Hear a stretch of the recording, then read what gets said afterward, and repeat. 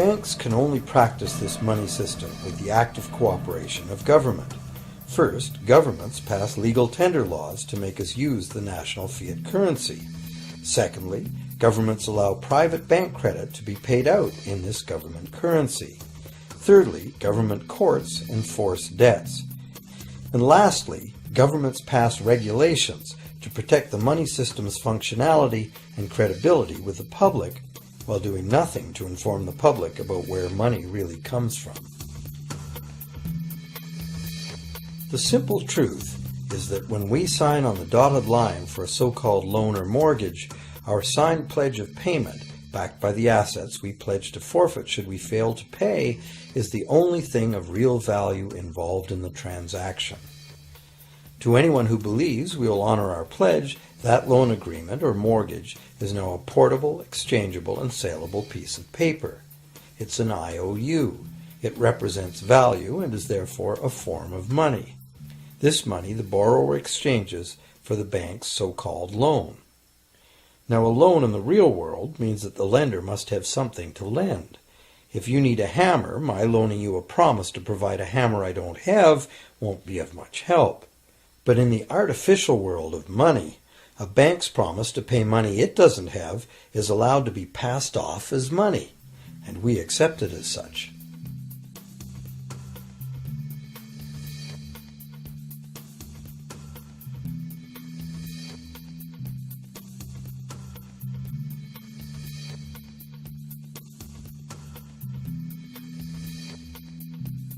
Once the borrower signs the pledge of debt, the bank then balances the transaction by creating, with a few keystrokes on a computer, a matching debt of the bank to the borrower.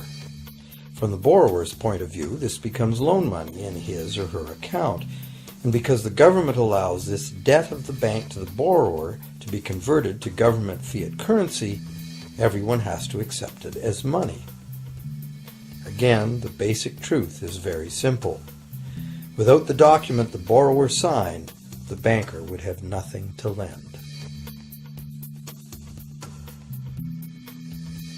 Have you ever wondered how everyone, governments, corporations, small businesses, families, can all be in debt at the same time and for such astronomical amounts? Have you ever questioned how there can be that much money out there to lend?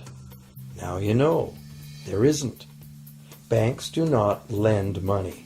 They simply create it from debt. And as debt is potentially unlimited, so is the supply of money. And as it turns out, the opposite situation is also true. Isn't it astounding that despite the incredible wealth of resources, innovation, and productivity that surrounds us, almost all of us, from governments to companies to individuals, are heavily in debt to bankers? If only people would stop and think, how can that be? How can it be that the people who actually produce all the real wealth in the world are in debt to those who merely lend out the money that represents the wealth? Even more amazing is that once we realize that money really is debt, we realize that if there was no debt, there'd be no money.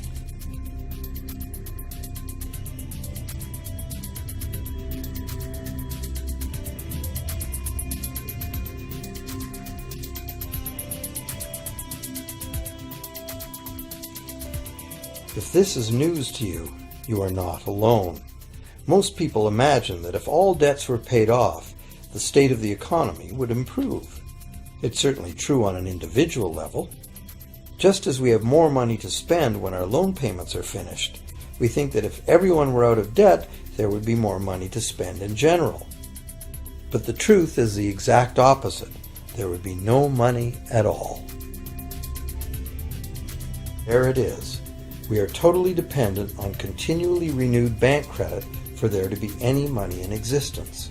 No loans, no money, which is what happened during the Great Depression. The money supply shrank drastically as the supply of loans dried up.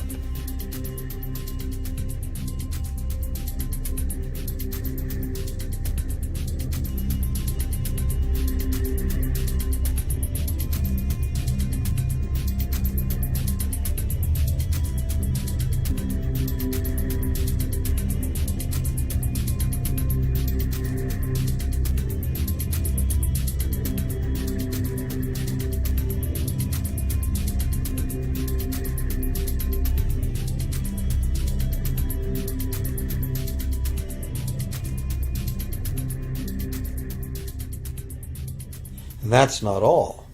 Banks create only the amount of the principal. They don't create the money to pay the interest. Where is that supposed to come from? The only place borrowers can go to obtain the money to pay interest is the general economy's overall money supply. But almost all that overall money supply has been created exactly the same way, as bank credit that has to be paid back with more than was created. So everywhere there are other borrowers in the same situation, frantically trying to obtain the money they need to pay back both principal and interest from a total money pool which contains only principal. It is clearly impossible for everyone to pay back the principal plus interest because the interest money doesn't exist. This can even be expressed by a simple mathematical formula. The big problem here is that for long-term loans such as mortgages and government debt, the total interest far exceeds the principal. So unless a lot of extra money is created to pay the interest, it means a very high proportion of foreclosures and a non-functioning economy. To maintain a functional society, the rate of foreclosure needs to be low. And so, to accomplish this, more and more new debt money has to be created to satisfy today's demands for money to service the previous debt. But of course, this just makes the total debt bigger, and that means more interest must ultimately be paid, resulting in an ever-escalating and inescapable spiral of mounting indebtedness.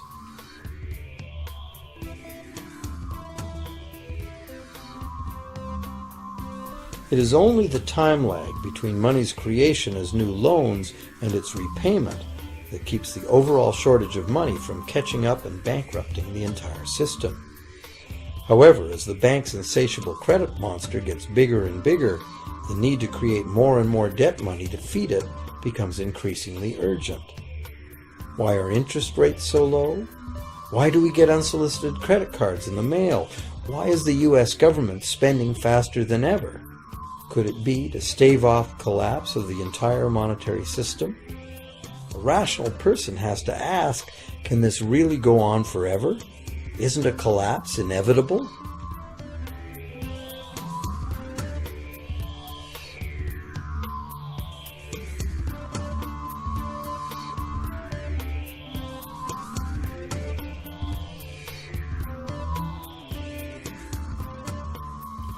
Money facilitates production and trade.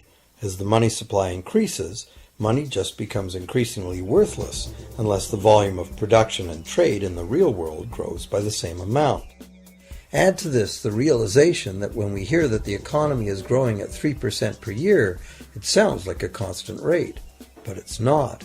This year's 3% represents more real goods and services than last year's 3% because it's 3% of the new total.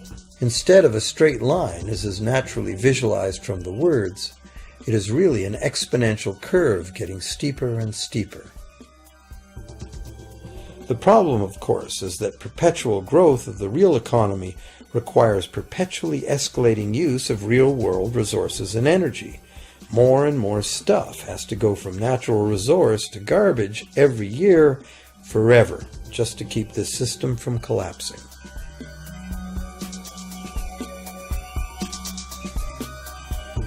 What can we do about this downright